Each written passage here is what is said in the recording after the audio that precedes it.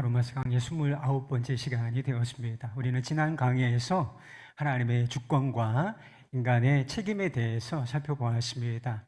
하나님의 주권과 인간의 책임, 하나님께서 구원받을 자를 친히 결정하시고 그러면 그대로 되고, 그러면서도 동시에 인간에게 선택의 자유가 있고 그 선택에 따르는 책임을 져야 한다. 이것은 인간의 이성으로는 참으로 헤아리기 어려운 신비입니다. 그러나 우리가 이해할 수 없다고 해서 이것이 진리가 아닌 것은 결코 아니라는 것입니다. 여러분, 우리가 빛이라는 현상을 경험하고 있지 않습니까? 빛이 존재하고 실제로 우리는 빛이 가져다 주는 혜택을 누리고 있습니다. 그런데요, 이 빛이라고 하는 현상이 우리의 이성으로 그리고 과학으로 이해할 수 없는 현상이라는 것을 여러분 알고 계십니까? 빛의 성질, 이 빛이 어떤 성질을 가지고 있느냐, 이것은 오랫동안 과학자들 사이에서 논란거리였습니다. 어떤 사람은 빛이 입자라, 알갱이, 빛 알갱이가 와서 막 부딪히고 있는 거죠. 빛은 입자라고 주장하는 사람들도 있었고, 빛은 파동이다. 지금 소리가 여러분에게 들리죠? 소리는 파동이에요. 그래서 소리의 울림을 통해서 우리가 의사소통을 할 수가 있는 것입니다. 전파 같은 것도 파동이라고 할 수가 있고요. 근데 물리학의 법칙에 의하면 어떤 현상이 입자라면 파동일 수 없고 어떤 현상이 파동이라면 입자일 수가 없다. 이것이 물리학적 법칙이라. 저는 물리학에 대해서 잘 모르지만 물리학을 연구하는 사람들은 이 두 개가 결코 같이 갈 수는 없다라고 하는 것입니다. 그런데 진실은 무엇인지 아십니까? 빛은 입자이면서 파동이라고 하는 것입니다. 이것을 제일 처음 발견한 사람이 그 유명한 아인슈타인이라고 하는 것이지요. 그래서 이것을 빛이 입자이면서 파동이다, 이해할 수 없는 현상이라 해서 이것을 빛의 이중성이라고 부르는 것입니다. 여러분, 우리는 빛의 이중성을 지금 받아들이고 있는 거예요. 그렇다면 하나님의 주권과 인간의 선택 또는 책임이라고 하는 이 이중성을 받아들이지 못할 이유가 없다라고 하는 것입니다. 로마서 9장, 우리가 앞에서 살펴보았던 이 9장의 강조점은 하나님의 주권에 있습니다. 진흙 한 덩이를 가지고 무엇을 만들 것인지, 어떤 종류의 그릇을 만들 것인지는 전적으로 토기장이의 권한에 달린 것처럼 하나님께서 누구를 구원하실 것이냐, 이것은 주권자이신 하나님의 뜻에 달려있다. 이 점을 강조했다는 것입니다. 그에 비해서 오늘 우리가 살펴볼 이 10장 말씀은 인간의 책임에 대해서 강조하고 있습니다. 왜 우리가 구원받지 못하는가? 반대로 우리가 어떻게 하면 구원을 받을 수 있는가? 이 문제를 심도 있게 다루는 것이 10장 말씀이라는 것입니다. 사도 바울은 동적인 유대인들에 대해서 굉장히 안타까운 마음을 가지고 있었어요. 그리고 이들을 위해서 기도한다고 했습니다. 무엇을 위해서 기도할까요? 이들이 복음을 받아들이고 구원받기를 간절히 원하고 하나님께 기도한다 했습니다. 그러나 지금 나타나는 현상은 그것과는 거리가 멀었다는 것이지요. 왜 이런 일들이 벌어지고 있는 것일까? 토기장이신 하나님의 책임이 아니라 복음을 거부하고 있는 유대인들 자신의 책임이라고 말씀하고 있습니다. 2절 3절 말씀이에요. 내가 증언하노니 그들이 하나님께 열심히 있으나 올바른 지식을 따른 것이 아니니라. 하나님의 의를 모르고 자기 의를 세우려고 힘써 하나님의 의에 복종하지 아니하였느니라. 유대인들은 하나님께 열심히 있는 사람들이라고 했습니다. 여러분도 하나님을 사랑하고 섬기는데 열심을 좀 내시기를 바랍니다. 열심은 굉장히 좋은 것입니다. 그러나 열심은 좋은 것이지만 그것으로 충분하지 않다는 사실을 알 수가 있습니다. 유대인들은 열심을 가지고 있었지만 그것이 도리어 그들에게는 아주 나쁜 결과를 가져왔다 라고 하는 것입니다. 열심은 있었지만 그들에게 한 가지 결여되어 있는 것이 있었는데 그들에게 올바른 지식이 없었기 때문에 이 열심, 이 좋은 것이 도리어 대단히 부정적인 결과를 낳게 됐다는 것이지요. 자동차가 막 엑셀레이터를 밟아대면서 연료를 소비하면서 최고 속도로 달리고 있다고 한번 생각해 보세요. 목표 지점이 있는데 중간에 다른 길을 들어섰어요. 그러면서도 왱 하면서 최고 속도로 달리고 있다고 한번 생각을 해보십시오.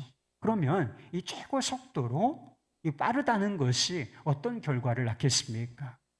도리어 목표 지점에서 가려고 하는 목적지로부터 대단히 빠른 속도로 멀어질 뿐이라고 하는 것이지요. 유대인들에게는 분명히 열심히 있었지만 오히려 그것 때문에 어떤 결과가 나왔는가? 하나님이 주시는 하나님이 주시는 구원으로부터 멀어지는 결과를 낳게 됐다는 것입니다. 지식이나 교리를 무시하는 사람들이 있어요. 교리, 지식 알면 다야? 이렇게 생각하는 사람들이 있습니다. 삶이 중요하지. 그렇습니다. 그러나 지식은 굉장히 중요한 것입니다. 지식이 없는 믿음은 광신에 불과하다라고 하는 것입니다. 여러분, 이단들의 열심이 얼마나 대단한지 여러분 생각해 보실 수 있겠습니까? 이단에 빠진 사람들은 우리처럼 좀 밋밋하게 신앙생활을 안 한다. 이 사람들은 열심히 있고 그들의 믿음에 전적으로 헌신되어 있다는 것입니다. 전도를 얼마나 열심히 하는지 몰라요. 여러분, 요즘에 누군가에게 예수 그리스도의 복음, 이 예수를 믿으셔야 구원을 받으신다. 삶이 새로워진다. 이 복음을 누군가에게 전해보신 적이 있습니까? 열심히 없으니까 전하지 않는 거예요. 그런데요, 언젠가 신천지 성도라고 자신들은 신천지래요. 그러면서 교회 와서 저에게 복음을 전하겠다고 온 사람들이 있었어요. 여러분, 제가 목사입니다. 여기가 주 안에 있는 교회란 말이에요. 근데 여기까지 와서 자신들이 믿는 바 그 신천지에서 말하는 그 믿음을 저에게 전하겠다고 여러분 온 거예요. 얼마나 열심히 있으면 그렇게까지 하겠습니까? 그런데 그들이 그 믿음에 대한 열심으로 구원을 받을 수 있겠습니까? 아니라는 것이 있죠. 도리어 불신자들보다 아예 예수를 모르고 믿지 않는 사람들보다 구원의 길에서 더 멀어져 있을 뿐이라고 하는 것입니다.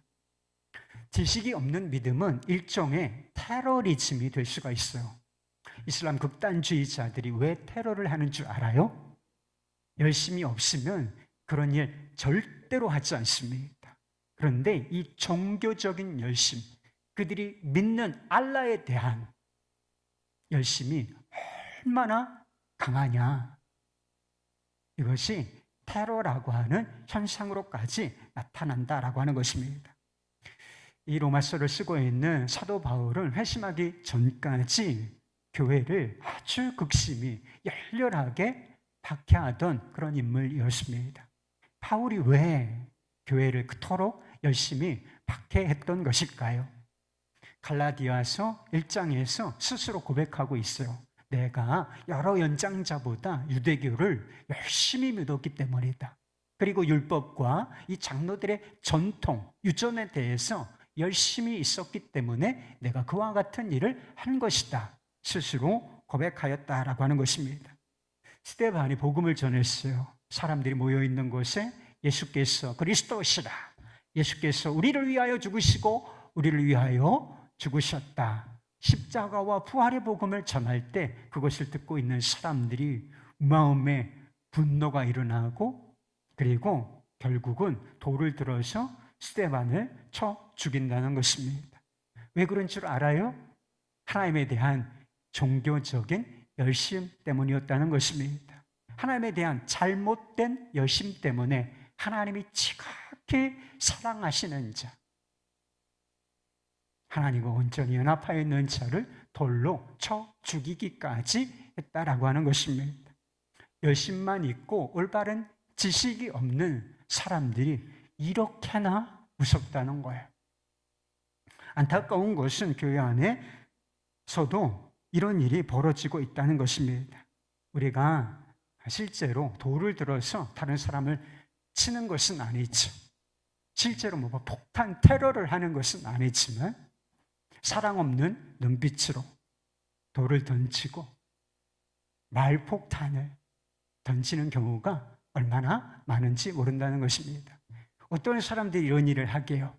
대개는 아주 열심히 있는 사람, 아주 열심히 있는 사람이 이런 일을 한다는 것입니다. 기도를 열심히 해요. 기도 열심히 하는 분들이 다 이런 일을 하는 것은 아니지만 올바른 지식이 없는 사람, 그런 사람들은 기도 많이 하면서 기도 안 하는 사람 다 정죄해요. 다 심판해요. 기도도 안 하는 것들. 누구는 기도도 안 해. 그러니까 삶이 저 모양이지. 이런 식으로 말로 테러를 한다는 것입니다. 봉사 많이 하는 분들이 있으시죠? 그래서 저보다 교회를 더 열심히 나오는 분들이 있을 수도 있어요. 그런데 봉사 열심히 하면서 교회에 아무것도 안 하는 거 꼭 좋은 것은 아니지만 사정에 따라서 그럴 수도 있지 않겠습니까? 믿음의 성장의 단계라고 하는 것이 있는데 그걸 싹 무시하고 봉사하지 않는 사람들, 아유, 저게 믿음 생활이 뭐야? 이러면서 공격적인 태도를 보이는 사람들이 많다는 것입니다. 이런 교회는 은혜와 사랑으로 충만해야 합당한 공동체예요. 왜 그렇죠? 여러분, 우리가 다 죄인이고 하나님을 대적하는 대적자들이었는데 하나님께서 우리를 어떻게 대우하시는가? 정죄와 심판으로 대우하지 아니하시고 오직 충만한 은혜로, 충만한 사랑으로 우리를 대우하지 않으셨습니까? 이 교회는 그런 사람들의 모임인 거예요.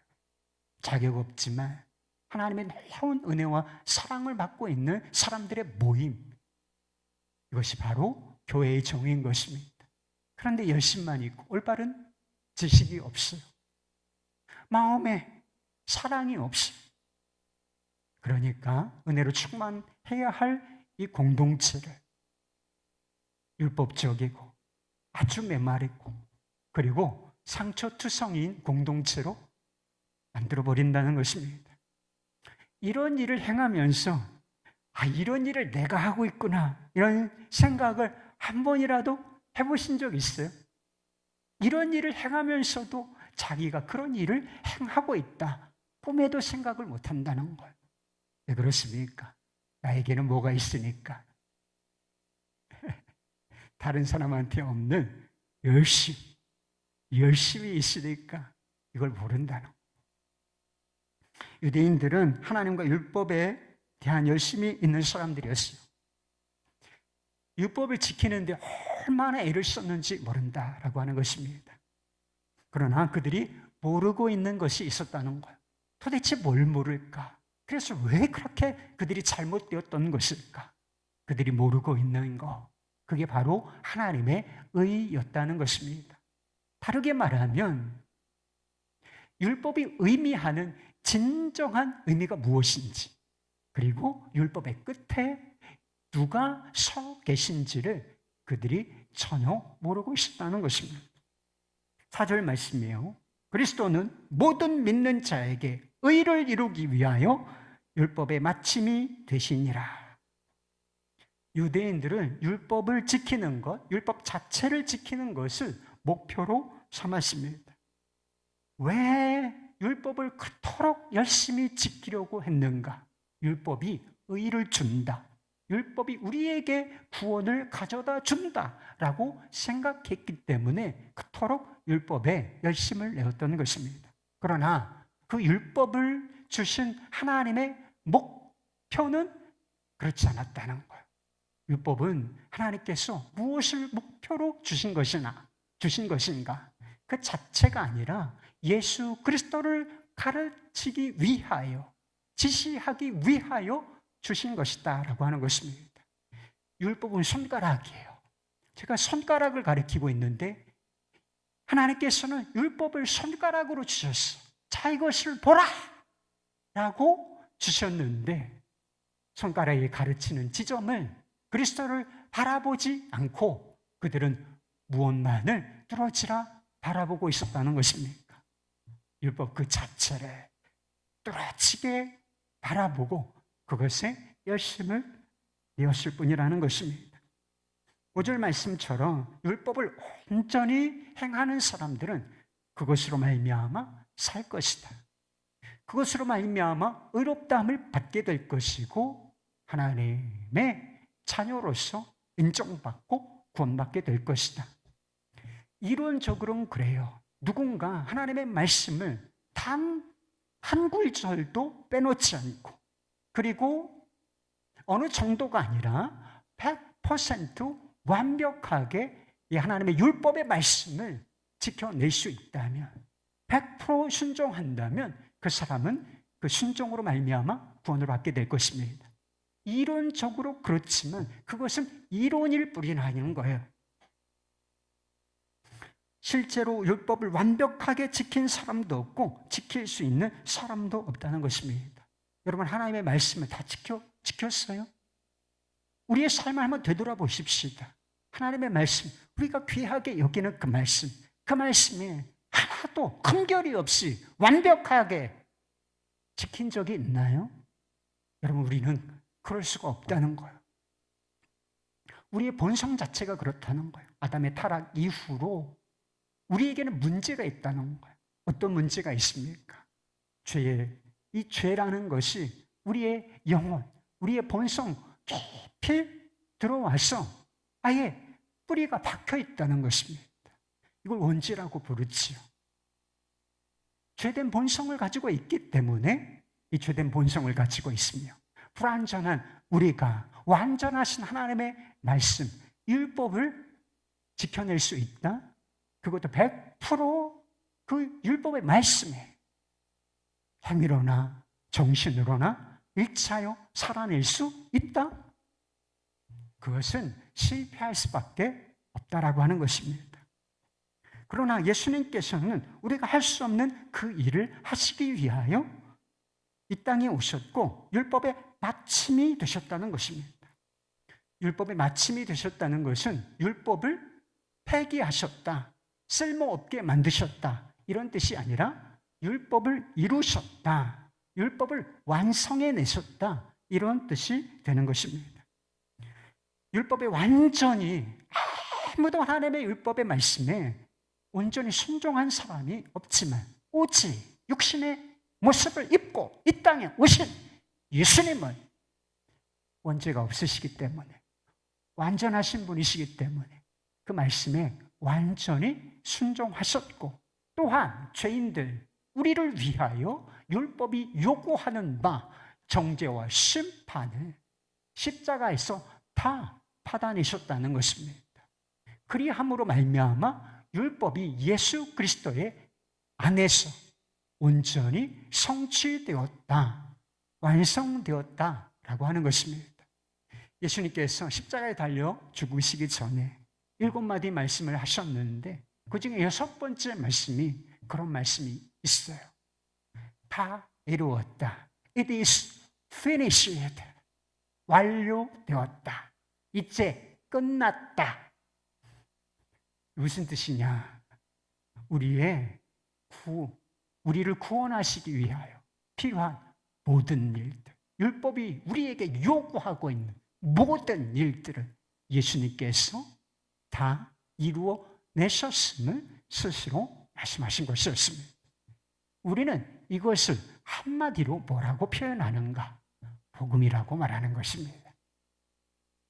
사도 바울은 신명기 30장 말씀을 인용하면서 복음, 곧 믿음으로 말미암아 의롭다 하심을 받는 이 복음의 특징을 이렇게 설명합니다. 율법은 하나님께 받아들여지고 구원을 받으려면 이것을 해야 한다, 저것을 해야 한다, 이것은 하면 안 된다, 이것을 하되 어떻게 해야 되는가, 조금 더 흠이 없이 완벽하게 그 말씀에 일치하여 행하여야만 한다. 완벽을 요구한다는 것이 있죠. 그러나 믿음으로 말미암는 의는 그렇지 않다는 것입니다. 그리스도를 모셔내리기 위하여 누군가 하늘로 올라갈 필요도 없고, 그리스도를 모셔 올리기 위하여 누군가 음부에 내려갈 필요도 없다는 것입니다. 왜 그렇습니까? 예수 그리스도께서는 이미 이 땅에 오셨고, 그리고 우리를 위하여 죽으셨고, 우리를 위하여 이미 부활하셨기 때문이라고 하는 것입니다.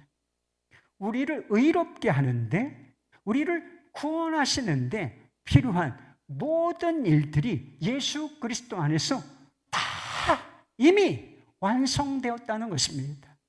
우리가 단 하나의 일도 하지 않을 수 있도록 예수 그리스도 안에서 모든 것이 다 이루어졌다라고 하는 말씀인 것입니다. 그럼 복음의 말씀, 여기서 믿음의 말씀이라고 하는데, 이 복음은 우리에게 가까이 있습니다.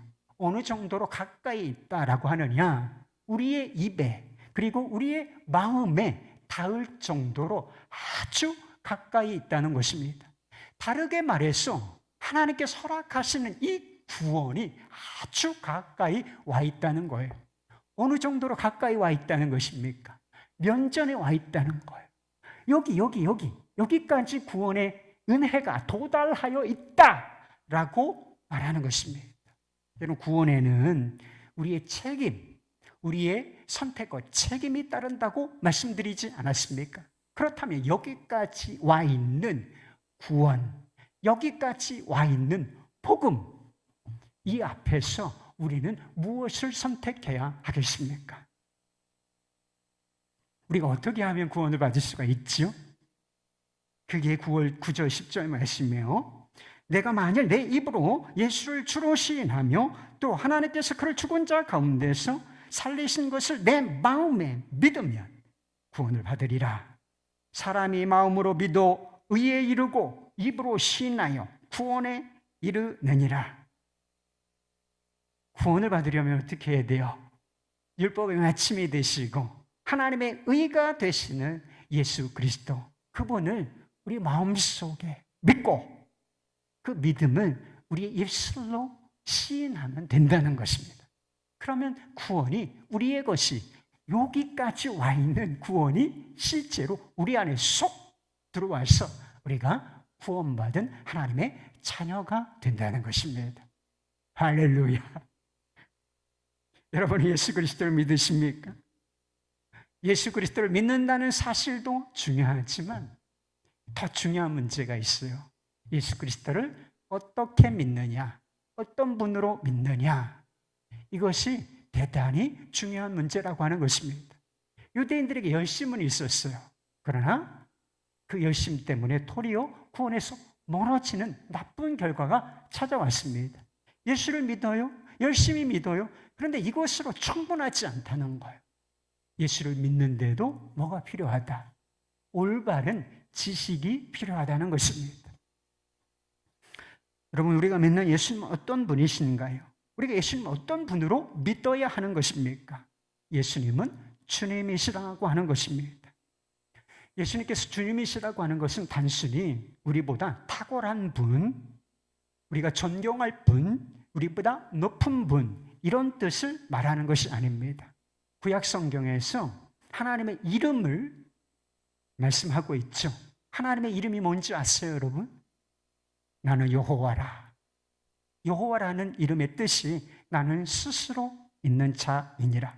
모든 만물의 창조주요, 모든 만물을 주관하는 통치자이심을 말씀을 하시는 것입니다.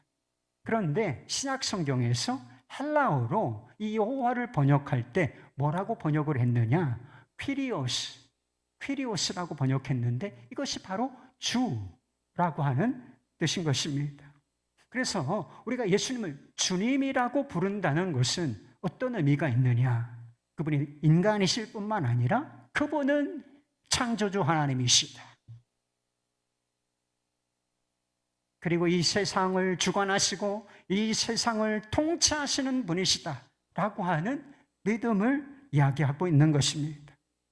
예수님은 4대 성인 중 한 분이 있다. 그리고 예수님은 인류가 존경할 큰 스승이시다. 이것과 예수님은 주님이시다.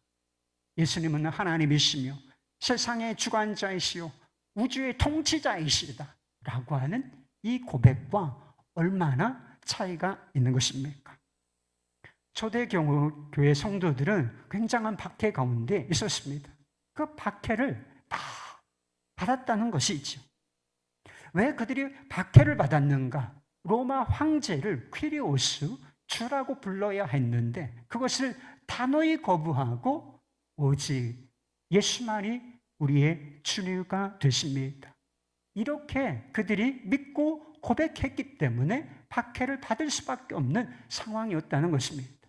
예수님께서 인간이시고 그쵸? 4대 성인 중 한 명이며 인류의 큰 스승 정도라면 여러분 이런 박해를 감수할 필요가 있겠어요? 아닌 거죠. 그런데 예수님께서 하나님이시고 그리고 구원자이시며 세상의 주관자이고 통치자이시라면 어떻겠습니까? 이 믿음의 고백을 포기할 수는 없는 것이죠. 그러니까 이것을 고수하기 위해서 그들이 박해를 기꺼이 수용했다는 것입니다. 여러분은 예수님을 주님이라고 고백하십니까? 예수님은 내 주님이시다. 주 예수 그리스도. 근데 정말 그렇게 믿고 있어요? 예수님께서는 내 삶의 주관자이시다. 이렇게 받아들이고 있습니까? 예수님께서 내 삶의 통치자이시다. 아니, 우주의 주관자, 세상의 통치자이시라면 내 삶의 통치자가 맞지 않으시나요? 그렇게 정말 인정하고 그 통치를 받아들이고 있습니까? 그것이 예수를 주로 믿고 고백한다 라고 하는 뜻이 되는 것입니다. 예수님은 나의 주님이시다. 다음으로 우리의 믿음에 포함되어야 할 것이 있어요. 하나님께서 예수를 죽은 자 가운데 살리셨다라고 하는 것을 믿어야 한다는 것입니다. 여러분은 예수 그리스도의 부활을 믿으십니까? 믿으시니까 이 자리에 있겠죠. 그러나 한 사람 한 사람 따져 물으면 이 믿음이 없는 분이 있으실지도 모르겠습니다. 어떤 사람은 예수님께서 십자가에 달려 죽으셨다는 사실은 난 받아들인다. 그것이 우리를 위한 일일 수도 있겠다라고 받아들인다. 그러나 난 부활은 믿지 못하겠어. 이런 사람들이 있을까요? 의외로 많이 있습니다. 예수님께서 우리를 위하여 죽으셨다는 사실은 믿지만 부활은 믿지 못한다. 아니라는 것입니다. 예수님께서 죽은 자 가운데서 살아나셨다는 사실을 믿어야 그때 비로소 예수님께서 우리를 위하여 죽으신 것이다. 이렇게 믿는 것이다 라고 하는 것입니다. 말하자면 우리를 위하여 사시고 우리를 위하여 죽으시고 우리를 위하여 부활하신 그 예수님을 구세주로 붙드는 믿음, 이 믿음이 필요하다라고 하는 것입니다. 믿음이라는 것은 노력이 아니에요. 믿으려고 애쓰고 있습니까? 믿으려고 노력하고 계시나요? 아직까지 믿는 건 아니에요. 믿음은 노력도 아니고 애씀도 아닌 것입니다. 오히려 노력과 애씀을 포기하고 세상의 통치자요 주관자가 되시며 우리를 위하여 죽으시고 우리를 위하여 부활하신 예수, 그 예수님께 우리 자신을 의탁하는 것입니다. 우리의 영혼, 우리의 육체, 우리의 삶, 우리의 미래, 우리의 전 인격, 이것을 예수님께 의지하는 거예요. 나의 의를, 나의 어떠함과 행위와 공로를 철저히 부인하고 예수께서 나의 의가 되신다. 이렇게 믿고 고백하는 것입니다. 이것이 구원받는 믿음이라는 것입니다. 구원받는 것이 쉬울까요? 어려울까요? 예수 믿고 사는 것, 신앙생활이라고 하죠? 신앙생활이 쉽겠습니까? 어렵겠습니까? 마음으로 믿고 입으로 시인한 것이 어려운 일일까? 쉬운 일일까? 생각해 보면 답이 나오는 거예요. 마음으로 믿고 입으로 시인하는 거. 여러분, 이것이 쉽습니까? 어렵습니까? 예수님께서 좁은 문으로 들어가라, 넓은 문 아니고 좁은 문으로 들어가라 말씀하셨지만 이것은 구원받기가 어렵다는 뜻이 결코 아닌 것입니다. 예수님께서 우리에게 나를 따라오려거든 넓은 길 부인하고 좁은 길을 걸어야 할 것이다 라고 말씀하셨지만 이것은 주님을 따르는 이 길, 이 신앙생활이 대단히 어려울 것이다 라고 하시는 뜻의 말씀이 결코 아닌 것입니다. 왜 문이 좁다, 그 길이 좁다 라고 말씀하셨는가? 예수님께서 구원의 유일한 문이 되시고 구원의 유일한 길이 되시기 때문에, 그분이 유일한 진리시고 길이시기 때문에 좁다, 다른 건 없어요. 구원받을 다른 길, 다른 진리, 다른 구원의 길은 없어요. 예수님이 유일하단 말이에요. 그러니까 이것을 좁다라고 말씀하셨던 것일 뿐인 것입니다. 예수님과 함께 십자가에 못 박혔던 두 명의 강도가 있었다는 사실을 아시죠? 이 두 명의 강도는 아주 흉악한 죄를 짓고, 그리고 십자가형, 아무나 십자가형을 내리는 것이 아니에요. 극악한 죄인에게만 이 십자가형을 내리는데 그 정도로 큰 죄인이었다는 것이죠. 그리고 그 극형을 받아 지금은 숨이 떨어지기 일보 직전의 상태였습니다. 보통 종교에서나 율법적인 관점으로 보면 이 두 사람들은 구원받을 가능성이 제로예요. 뭐 한 게 있어야죠, 이 사람들이. 이 사람들이 뭐 한 게 있어요. 죄밖에 지은 것이 없어요. 구원받을 자격이나 노력이나 행위나 공로 아무것도 없이 그저 흉악한 죄인으로 판단을 받아 극형을 받은 상태, 지옥에 떨어져야 마땅한 사람들 아니겠습니까? 그러나 성경은 이 두 사람 중에 한 사람은 구원을 받았다고 증거하고 있다는 것입니다. 어떻게? 지은 것은 죄밖에 없는 사람, 그것도 극악무도한 죄를 지은 이 강도 한 사람이 구원을 받을 수 있었겠는가? 한 사람이 마지막 순간에 이렇게 고백하지요. 예수여, 당신의 나라에 임할 때 저를 기억하소서. 단순한 고백이지만 예수님께 자신의 영혼, 죽음 이후의 삶을 맡겨드린 거예요. 마음으로 믿고 입으로 시인하는 이 단순한 믿음과 고백을 통해서 그가 내가 나와 함께 오늘 낙원에 있으리라, 이런 축복을 받았던 것입니다. 구원의 길은 쉬울 뿐만 아니라 누구에게나 열려있다라고 하는 사실을 우리가 알 수 있게 돼요. 앞에서 하나님의 은혜로 택하신 자들이 구원을 받게 된다고 했어요. 하나님께서 구원받을 자를 딱 결정해 놓으시고 그 사람들은 반드시 구원을 받게 될 것이다. 그런데요, 하나님의 택하심, 예정은 우리가 따질 문제가 아니라고 말씀을 드렸어요.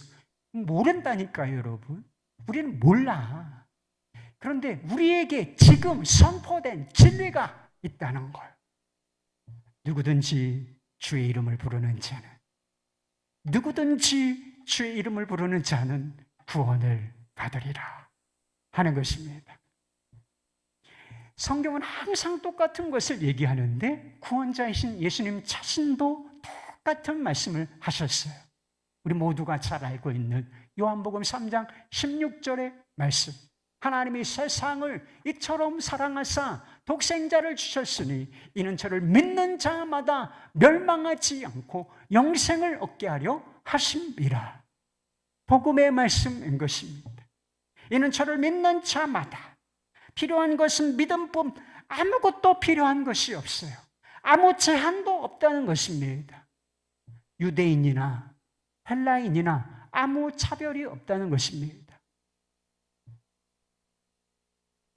남자나 여자나 부자나 가난한 자나 어린아이나 청년이나 많이 배운 사람이나 적게 배운 사람이나 아무 차별이 없이 누구든지 주의 이름을 부르기만 한다면, 예수를 주로 신하고 마음으로 믿기만 한다면 구원을 받게 될 것이다 라고 하는 것입니다. 이것이 복음인 것입니다. 이런 복음이 가까이 있는데 유대인들은 구원을 받지 못하고 있었어요. 원통하다. 구원이 면전까지 와 있단 말이에요. 여기까지 와 있는데, 그쵸?